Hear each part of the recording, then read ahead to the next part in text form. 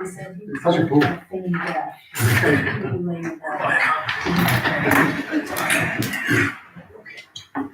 Pledge allegiance to the flag of the United States of America and to the republic for which it stands, one nation, under God, indivisible, with liberty and justice for all. Father, we thank you for this day you've given to us. We thank you for all those blessings that you provide us, and especially this week of Thanksgiving. We just thank you for everything that you do for us each and every day. Just thank you for providing safety for our employees, and just guide us tonight during this meeting. In my name we pray, amen.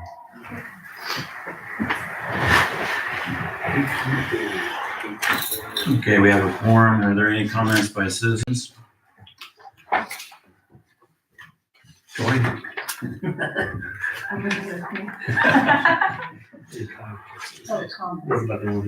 Okay. First item on the order of business is approval of minutes from November 10th. Any corrections? No, I make a motion that we approve the November 10th Berne City Council meeting minutes as presented. Okay, we have a motion by Ron. Is there a second? Second. Second by Kelly. All in favor, say aye. Aye. Opposed, same sign. Next item is approval of claims and payroll. Motion to approve the claims as presented. Okay, we have a motion by Rod. Is there a second? I'll second that. Second by Wes. All in favor, signify by saying aye. Aye. Opposed, same sign. Okay, so this information sheet that I've given to you from AIM is just information on Senate Bill 1, which is now Senate Enrolled Act 1. Property tax reform. This is not this. There is a final bill, which is Senate Enrolled Act 1, but in the mayor meetings that I've been at, the talk is that there's going to be several changes to this, or at least discussion about changing. And I've also heard at my mayor meetings that other legislators have come to council meetings and talked about where we're at with SEA 1. So I stopped in to see Matt and asked if he thought this would be a good time for him to bring us up to date where we're at on Senate Enrolled Act 1 and what is going to happen in the session in 2026. So Matt, you want to step up to the table there? And First thing is I need to learn how to say no more often. No, it's an honor to be here. Greg just stopped in and I said there's a lot of moving parts to this. What I want to really do tonight really is just kind of lay out how we maybe got here. 30,000 foot view of all this. And I think that you're going to have, I think you have in front of you AIM's kind of breakdown of Senate Bill 1, Senate Enrolled Act 1. I'll say this, I think depending on who you talk to, those opinions vary. I think their data is not flawed data. It's just, everybody's taking their position of we represent this entity, we represent this entity. So our interpretation is X, Y, or Z. The reality of it is, I don't think there was a consensus that we have found the perfect bill. I will say just the opposite. I think if you look at how this all kind of began, if you look at some background, kind of going back in time a little bit, is property taxes have become a big issue over the last probably decade. If you look at where we were 10 years ago or so, I'll go back to when I first got in the General Assembly and passed property tax caps because there was a push that we got to get some restraints on this property tax elevation. Based on the Supreme Court case that said everything has to be based on assessed value, it really began to shift where property taxes were going, who was paying the property tax, et cetera. Just in 2023, I think the average Hoosier saw about a 17% increase in their property taxes. When you look at kind of the why, it makes sense. When you think of the fact that we're basing everything off of assessed values have gone up significantly because of inflation and other items. So the market on homes rose, and with that is raising property taxes.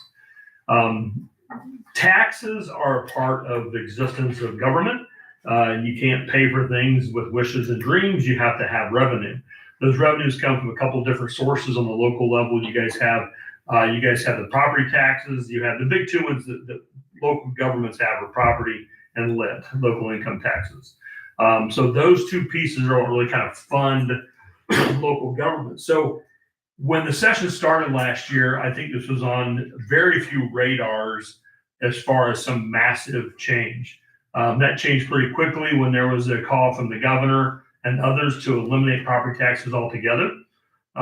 That's, in my opinion, I think that's a bridge way too far.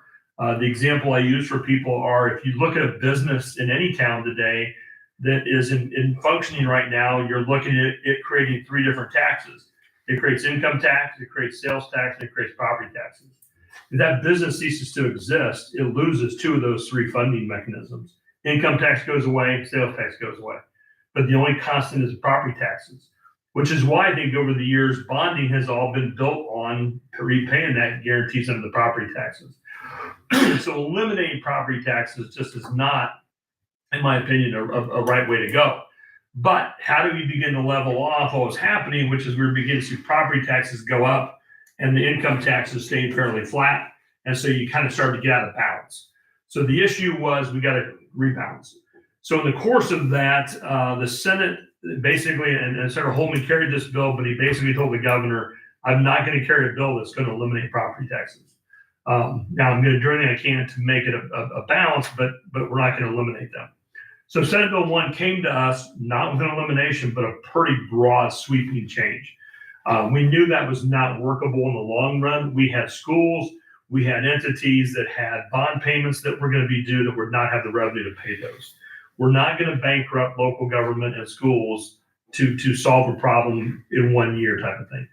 So our Ways and Means Chair, Jeff Thompson, I think did a yeoman's work on sitting down and saying, look, let's find the right path forward.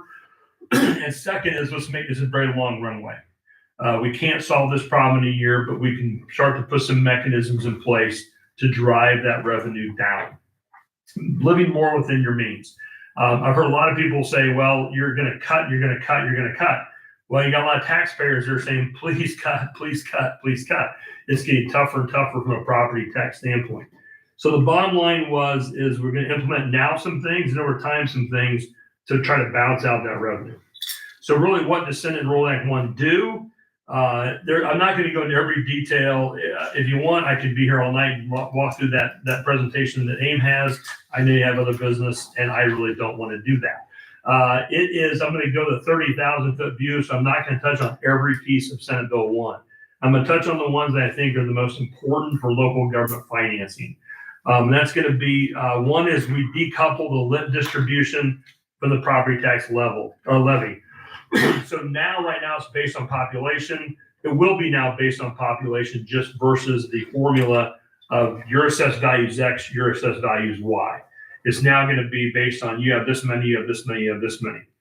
What that does do is put a provision in there that allows smaller communities, which are now dependent, 100% pretty much dependent on the county to have that lit tax, that if you are a population of 3,500 or more, you can adopt your own lit tax. So you can put in place up to a 1.2%, create your own income tax if you want to do that. Or you can say we're above 3,500 but less than 7,000, we're going to go back to deferring by ordinance to the county. So we're going to go back and say we want to work with the county government and use that lit proposal to use it. So you can do one of those two things, rely on the county or create your own.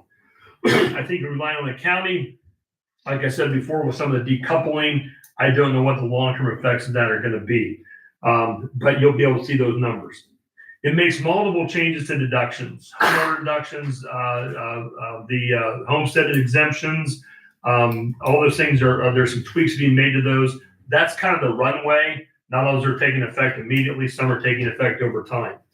Also, at the same time, we passed House Enroll Act 1427, which is the Department of Local Government bill, the LGF bill, that puts in some of the, hey, you're going to do this over here with Senate Enroll Act 1.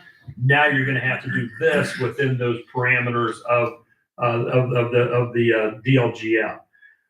So looking ahead, because what this has done is create a lot of discussion among a lot of entities. We're beginning to see places that what we intended to do are not hitting those intended marks. So we need to take a step back and review some of those. When Greg was in my office, he asked one thing was, how's this going to affect TIF districts? Okay. Well, TIF districts by their nature have always been supposed to be kind of tax neutral in that if taxes go up, they go up a little bit, taxes go down, they go down. Potentially with some of the shifts that are in place, there could be windfalls or there could be massive pain in those districts. That's not the intent. So DLGF right now is working with a working group to try to find out how do we make sure the effects on those TIF districts are not shifts, huge shifts, but back to what their intent was, which is somewhat neutral. Long term, we want to look at setting up a more rate-based property tax versus a levy-based. Right now, you come up with your maximum levy based on all the assessments, and then you kind of divvy that out. So you might have two homeowners based on their exemptions that will be paying different tax bills because they're based on their levy less deductions. We really want to try to look to find a place where here is your rate. This is what you're going to pay per on your property, and then it's going to be more consistent. What it does do potentially is move more people towards that cap. And so there's going to be discussions around how do we make sure that rate is shifted around fairly. But the levy amount is then distributed, like I said, based not on deductions and things like that, but more on the actual rate of your property. In the rate-based system, currently you do have your MLGQ, which is your maximum levy growth quotient. That's capped now, I think, at 4%. That would go away. So I think a lot of those pieces are kind of that long-term, one of our solutions. So I'll kind of stop there and open for some questions. I didn't get into some of the specific deductions. I have them here if you got questions on those, but I think AIM has done an excellent job of kind of laying out the impact per line, per tax, per entity that's going to be taking those deductions. What I have cautioned people is, like, if I look at the impact on the city of Berne, you know, when we've looked at our run and we said, okay, the impact for the net levy under Senate Enrolled Act 1 and House Enrolled Act 1427, Berne sees an increase in 26 of 3.4%, an increase in 27, 3.1, and then a decrease in 20 to 4.7 as some of those start to move forward. Again, not to say that's not where we should be going in trying to reduce some of these tax burdens. But at the end of the day, we got to make sure that we're not reaching too far into those shifts. So I think you're going to see a lot of changes. When I talked to Senator Holman recently, he said, I'm on, I think, page 2 of my yellow pad of changes we need to make to Senate Enrolled Act 1. We knew that going in, that we weren't creating the perfect bill, but I'd like to see where we go in the next session. It is a short session. It won't be budget related in any manner, but I do think you'll see some changes under Senate Enrolled Act 1 that will be correcting some immediate concerns moving forward. So with that, I'd be happy to answer any questions. I am not the fiscal expert on our team down there, but I do try to pay as close of attention as I can. Jeff Thompson sits right behind me. And so a lot of times I'll turn to Jeff and I'll say, Jeff, this is your baby. Tell me what I'm doing, because I got to make sure I'm casting the right vote. And he said, Matt, I think we're in the right place with a lot of preparations for the next coming years. But we've got to do something long-term to bring a handle on the property taxes. And again, like I said, there are some who believe that total elimination is the answer. I'm not one of those. I think we have to find the right balance. So with the property taxes, I've heard that assessments is one of the issues. Are you gonna look at assessments and would that take care of a lot of the issue if they can figure out what to fix there? Yeah, I think there's some discussion around the our assessments being done properly. If you remember, there was a court case that the Supreme Court said you have to assess based on market value. You can't have, in the past, if you remember years and years ago, it was whatever the local assessor determined your house's value to be was what you were stuck with. There was a court case out of northeast or northwest Indiana that said, two houses across the street from each other in two different townships had two different rates of very similar houses. The Supreme Court said, no, you've got to rule based on market value. And that's why you have you're looking at other models or other properties of like kind and for comparisons. The problem is, I do think there are still some factors within that actual rating model that might be problematic. So I think they do want to address some of that. I think the issue, though, around that is we really have to it's getting into some of the exemptions. You can exempt yourself down to a point where you're paying very little property taxes, and that's why I think the rate base is more logical. So this doesn't go in effect until 28, correct? Correct. So you think, There's parts of it that go in 26, okay, but I think the more drastic things that are coming on the horizon are in that 28 window. so do you think most of the changes will be made by you folks in 26, or is it gonna go into 27? It'll be 26. So we have to set the table for whatever we think we need to do internally or going into the budget year 27. Okay, So I think 26 will be, and we got to give some runway up to you, because we can't come in 28 and say, okay, here's what we're changing to go back when you've already approved budgets, et cetera. So I think we have to give you at least maybe that year's ramp up to what's going to be the impact moving forward. So I think you'll see most of that done in 26. But again, we're still gathering data on what is the actual impact. Some of the things we didn't expect, or we're hearing from some who say, look, our impact is so drastic, we're losing this, and that was never the intent. Other ones are like, nothing's happening to us, we're making more money now. That wasn't the intent either. Yeah. So we have to find some of those situations. I think you'll see that corrected in 26. Homestead deduction is one of the things that starts in 26. Yes. And there's one decreases to nothing, one increases to a little more than where it's at. What's the difference between standard homestead and supplemental? It's kind of in the weeds a little bit. I'm going to say that there's the one thing government does very good at is we set a stage for something and then we say we don't want to change it, so we'll just supplement it. We'll change it a little bit here, a little bit there. So I think some of the homestead exemption language isn't as clear as it used to be. I think it needs to be clarified. So to give you the answer, I don't know There's exactly. going to be a homestead deduction. Yeah. It's just modifying. It's going to be modified, and I think there's some movement as you go towards more of a rate-based system is eliminating a lot of those exemptions. But they're not going to go away. I don't think, the only one I think they're not changing at all is for senior citizens. All the rest are having some modification to them. That's $150, I think. Yeah. Has there been any discussion at all about reevaluating the caps? Not really. Philosophically, Yeah, not really. which entity or which properties got the biggest cap? And actually, go back to Councilman Mason's comment about the exemptions, there was an exemption put into the 2% vein that has never really been there before because they bore the brunt, I think, of the tax cap shifts. When everybody hits a 1, it goes to the 2s basically because they have no offset in those. Now there is a little bit of an offset in the 2% range to offset that. So you're going to still see some shifts. But no, there's not been discussion as to look at the caps.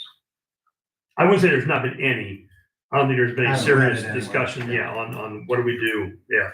I think with the fact, I think that if you look in theirs may say it too, is that they feel like you'll kind of hit your cap capacity. The whole people that hit the cap like by 2031 or 32. So I think that discussion is going to have to come at some point.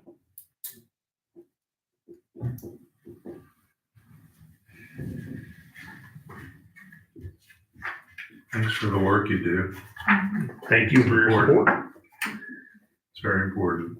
It does get a little difficult sometimes in Indianapolis to represent a good rural district. I They just kind of wondered when you're going to interact. sit across from Rob Kendall and be interviewed.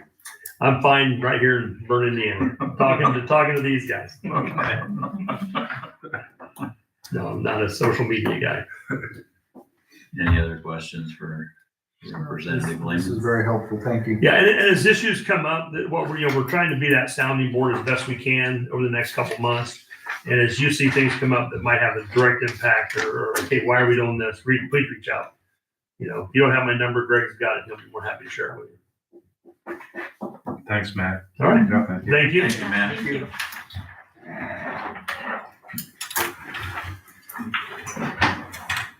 Thanks for bringing the boss along. Yeah, we don't get to see each other much. This will be a date. This is date night here. There you go.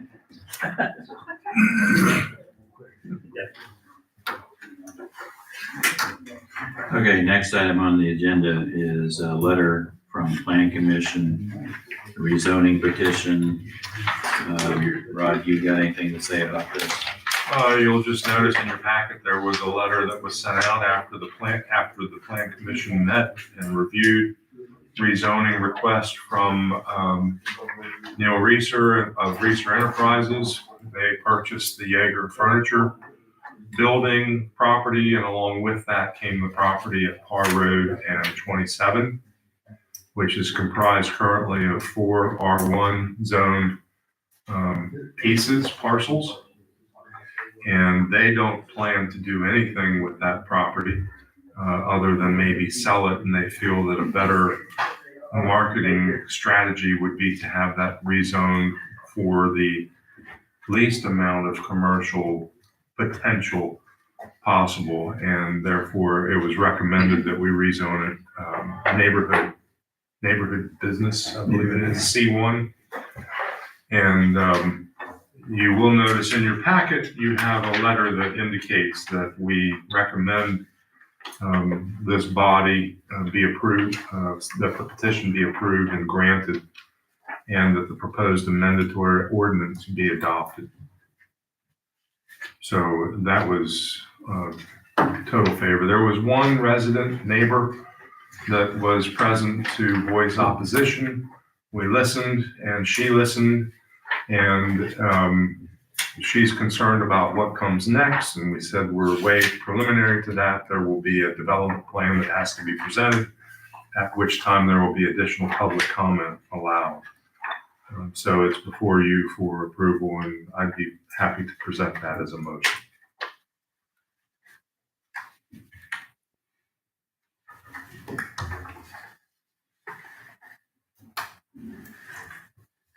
Okay, we have a motion by Rod. Is there a second?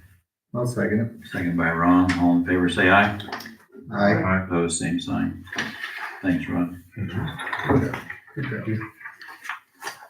Okay, the next item on our agenda is a report on Board of Works and Public Safety. One of the items that we talked about is going to be the next item on our agenda. But we appointed 3 new crossing guards at the school. They wanted 3 additional ones, so Board of Public Works appointed 3 new ones. And then we approved annual bids for asphalt, which went to KBL. Concrete and patching work went to KBL. Transport fuel was gas and on-road diesel was Keystone Cooperative, and stone was U.S. Aggregates. And then we had a request for a new water department truck to replace a 2015. It had 100,000 miles on it, and John has received a quote for $48,009 with a trade-in value of 13, making it 35,157, and then they need to purchase a utility bed for that truck as well. And I think that was the only thing I have for the Board of Public Works report. And then our next item is a Harrison Street no parking zone request for the Berne CDC and Chris Kindle Market. That was presented to us at the Board of Public Works and Safety, and it is a request to have a no parking zone during the open hours of the market, Friday 5 to 8, Saturday 10 to 6, Sunday 1 to 6, on the 4 weekends starting November 28th and finishing December 21st.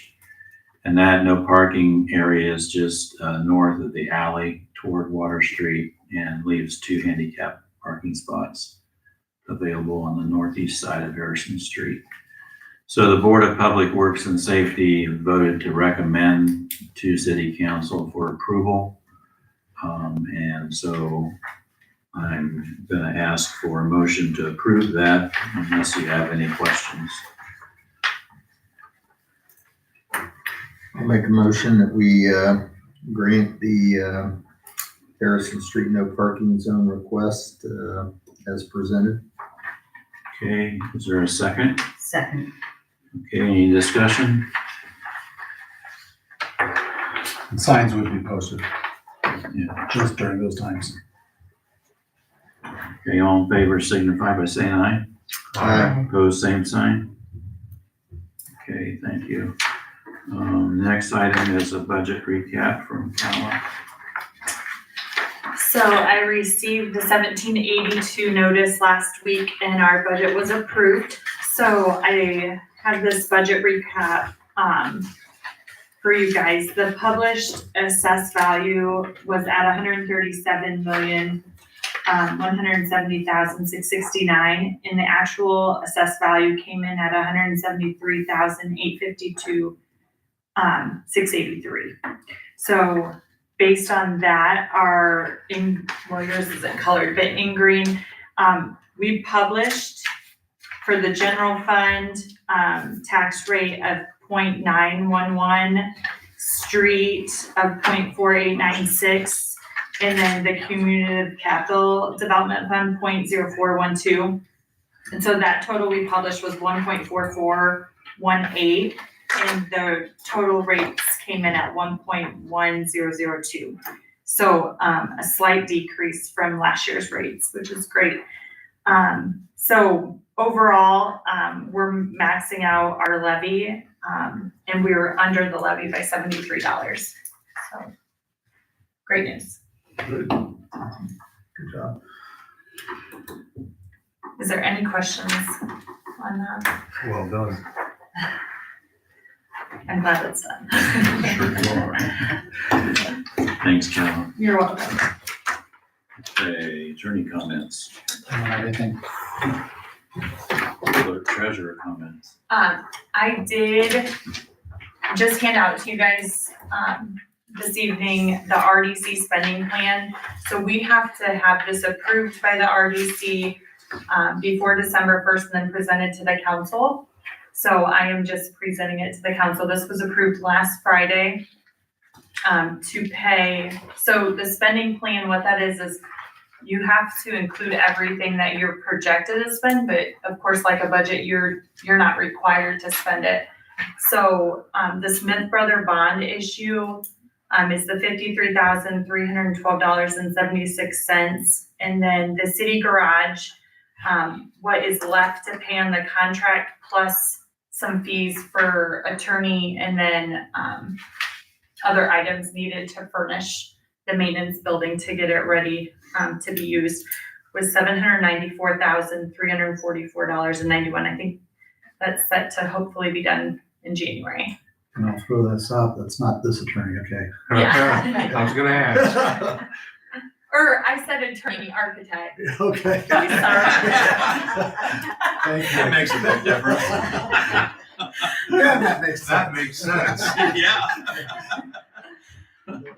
And then we have 3 parking lots that are owned by the city that fall in TIF districts and that have not been paved for a while. And those would include the parking lot out here at City Hall, the chamber parking lot, and then the pool parking lot. So we got quotes for those, and that was $138,730. Some pool improvements that Kurt Worcester gave me that the pool board had met. Such items were the boiler, painting the pool, moving a water line or a sewage line from under the building, and then redoing the flooring in the concession. I believe were what those made up of, and that was $124,837. Is that pool still leaking? So 2 years ago, there was a really bad water leak. Last year's water leak, in 2025, the water leak was with the water hose going to, I believe, the yellow slide, and that was repaired. We had to take some concrete out and fix that. I don't believe there was any leaks Good. at the end of the season. Good. That's all knock on wood. And then the last expense was for, we're currently taking RFPs for streetscaping. Those are due in December. So we weren't sure of what the cost was. So we just estimated. So the total expenses estimated that we could potentially, that was approved to be spent was $1,111,224.98. And that was approved Friday. So I'm just presenting it tonight to you guys. So when she mentions the chamber parking lot, it is a parking lot next to the chamber that's owned by the city, not owned by the chamber, just to clarify that. Yeah. We just call it the chamber parking lot because it's next. That's where it's at. That's where it's at, so, but the city does own that parking lot. So. So the RFPs for streetscaping, what would be entailed in that?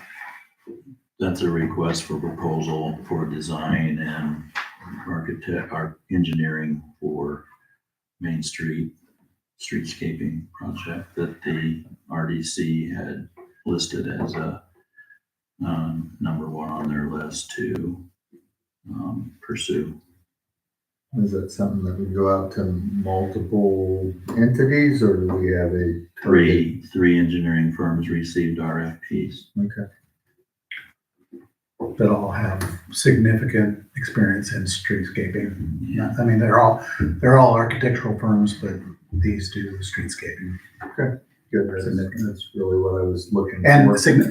not only streetscaping, but also in smaller towns. Yeah, I mean, that's really what I was wondering, you know, what was the background behind the RFP request? It's just a request for proposal, and then we'll interview the three engineering firms and select one of those to come back to us with design and engineering for a streetscape. So the design is yet to be developed once that architect is selected to work with. Yeah, this is just trying to pick the right one to, or the best one of the three to do that work. Makes sense. Thank you, clears that one up for me. You have anything else? Nope. Okay. Under mayor comments, the Iger Way extension finished in time, on the due date, I believe. But it's done, so, and I say this every week, the sewer project, or every meeting, the sewer project is continuing, down to 18, and I don't know if they've crossed over. Have they crossed over yet, Kurt? No? Okay. So, There's lots of action at the big hole yeah. east of my house. Lots Yeah. of heavy equipment coming in and going out. It's large, to say the least. Any council comments? Just maybe, just to make sure I've got the schedule in my mind for leaf vac pickup and maybe more for the public. We're gonna do leaf pickup this week and then the first week of December. And then Correct. that's, December 4th is, I believe, the last day. Is that a Thursday? yes. Okay, so yeah, it's Leaves left. Busy. December 4th is the last day. So, No way to extend that, huh? well, I don't know, but I'll just tell you from experience, it doesn't matter when you extend it. There's always people that wait till after we're done to bring their leaves out to the road every year.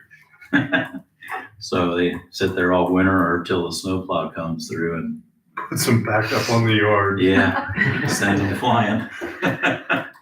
So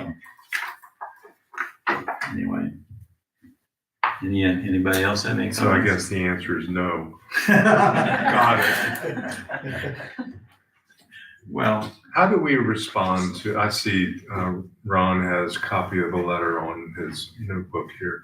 How do we respond to people's inquiries? I appreciate you putting that in there because, I know that we have the nuisance committee that's working on some of the items, but those dogs in the PS is something that I think a lot of us have wondered about. yeah,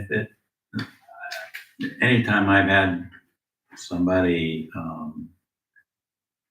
ask me about the dog issues and I ask Chief Taylor about it, he always says, tell them to call 911 if there's a dog problem. And so then the kennel would would get on it. I don't know what happens after that point, but Would that be something that the nuisance committee looks at all? Only, the nuisance ordinance only deals with like, decibels, how loud the dogs would be.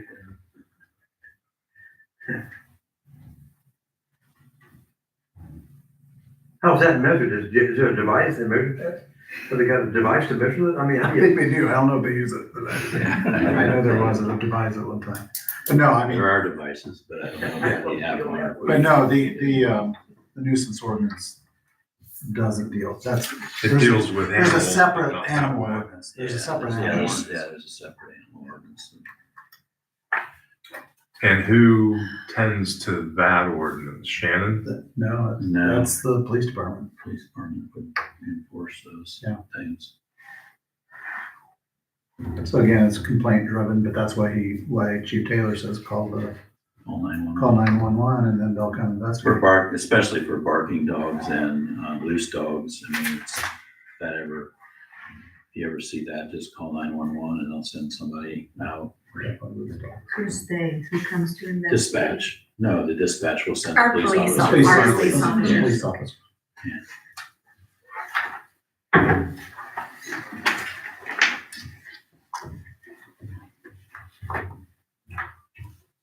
Okay, anything else? I'll entertain a motion to adjourn. I'll make that motion. Okay, motion by Ron, is there a second? I'll second that. Second by Wes, all in favor, say signify by saying aye. Aye. Opposed, same sign. Thank you. That's good. Sorry. But it